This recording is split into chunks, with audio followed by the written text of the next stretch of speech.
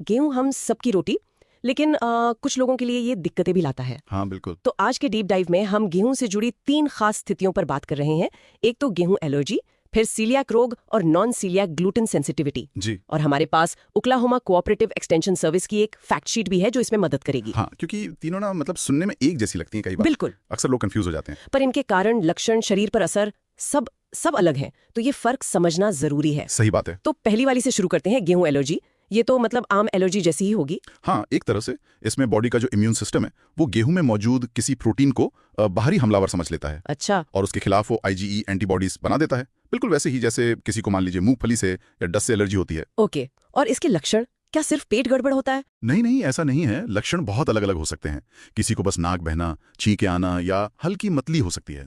तो किसी को पेट में ऐंठन, उल्टी, दस्त, खुजली या वो पित्ती उछलना, अस्थमा जैसा भी हो सकता है। ओह। और कुछ सीरियस मामलों में सांस लेने या निगलने में दिक्कत या ब्लड प्रेशर एकदम से गिर जाना, वो जिसे एनाफिलेक्सिस कहते हैं, वो भी हो सकता है। अरे बाप रे। फैक्ट शीट में एक बात थी कि ये बच्चों में ज्यादा कॉमन है, वयस्कों से। हाँ, ये दिलचस्प है। बच्चों में करीब 3% तक होती है, जबकि अडल्ट्स में शायद 1% के आसपास। तो क्या बच्चे इससे मतलब उभर जाते हैं बड़े होकर? हाँ, अच्छी बात यह है कि ज्यादातर बच्चे बड़े होते होते इसे आउटग्रो कर जाते हैं। पर हाँ, जिन्हें ये एलर्जी है उन्हें गेहूं और उससे बनी हर चीज से बचना होता है। पूरी तरह से? बिल्कुल। और लेबल पढ़ना बहुत जरूरी है, क्योंकि गेहूं कई नामों से छिपा हो सकता है, जैसे ब्रेड क्रम्स, डूरम, फारिना, सूजी, स्पेल्ट, ट्रिटिकेली। अच्छा, ये सब गेहूं के ही रूप हैं। जी और क्रॉस कांटेक्ट का भी ध्यान रखना पड़ता है, रसोई में बर्तन, टोस्टर वगैरह से भी। समझ गई।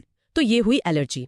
अब आते हैं सीलियाक रोग पर। ये एलर्जी से कैसे अलग है? हाँ, ये बिल्कुल अलग चीज है। सीलियाक रोग जो है वो एक जेनेटिक ऑटो इम्यून बीमारी है। ऑटो इम्यून मतलब इसमें शरीर का अपना इम्यून सिस्टम वो गलती से शरीर के ही एक हिस्से पर, खासतौर पर छोटी आंत पर हमला करने लगता है। ओ, और ये क्यों होता है? ये हमला तब शुरू होता है जब वो व्यक्ति ग्लूटेन खाता है। ग्लूटेन एक प्रोटीन है जो गेहूं, जौ और राई में पाया जाता है।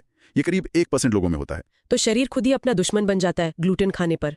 इसके लक्षण क्या एलर्जी जैसे ही हैं? कुछ लक्षण मिल सकते हैं, जैसे पेट में दर्द, सूजन, दस्त, कब्ज, मतली। लेकिन सीलियाक में ना थकान बहुत होती है, हड्डियों या जोड़ों में दर्द, डिप्रेशन, खून की कमी, क्योंकि जब आंत डैमेज होती है तो न्यूट्रिएंट्स ठीक से एब्जॉर्ब नहीं हो पाते। तो इसका इलाज क्या? इसमें भी बस गेहूं छोड़ना है? नहीं, इसमें सिर्फ गेहूं नहीं, इसमें ग्लूटेन वाले सभी अनाज छोड़ने पड़ते हैं।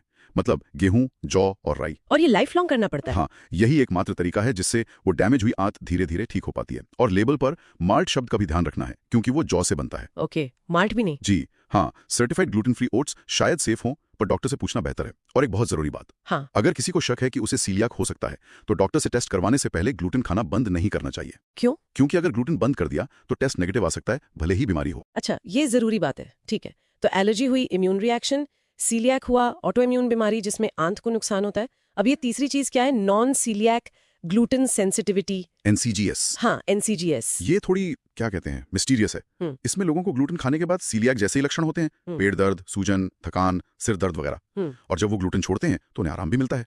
लेकिन जब उनके टेस्ट होते हैं तो ना तो गेहूं एलर्जी निकलती है, ना सीलियाक रोग। तो टेस्ट नेगेटिव पर लक्षण है, ये कैसे? हाँ, यही बात है। ये करीब 5% लोगों में पाया जाता है।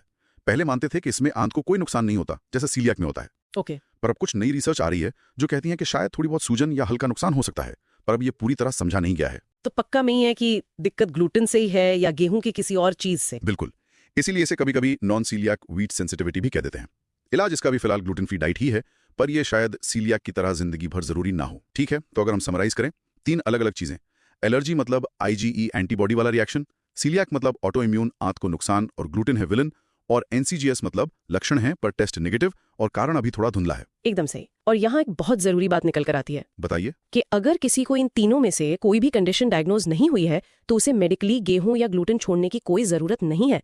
साबुत अनाज तो सेहत के लिए अच्छे होते हैं, उनमें फाइबर और दूसरे न्यूट्रिएंट्स होते हैं। हाँ, ये फैक्ट शीट का आंकड़ा वाकई चौंकाने वाला था कि अमेरिका में लगभग हर 5 में से एक व्यक्ति ग्लूटेन फ्री चीजें खरीद रहा है, जबकि जरूरत शायद सिर्फ 6-7% लोगों को ही है।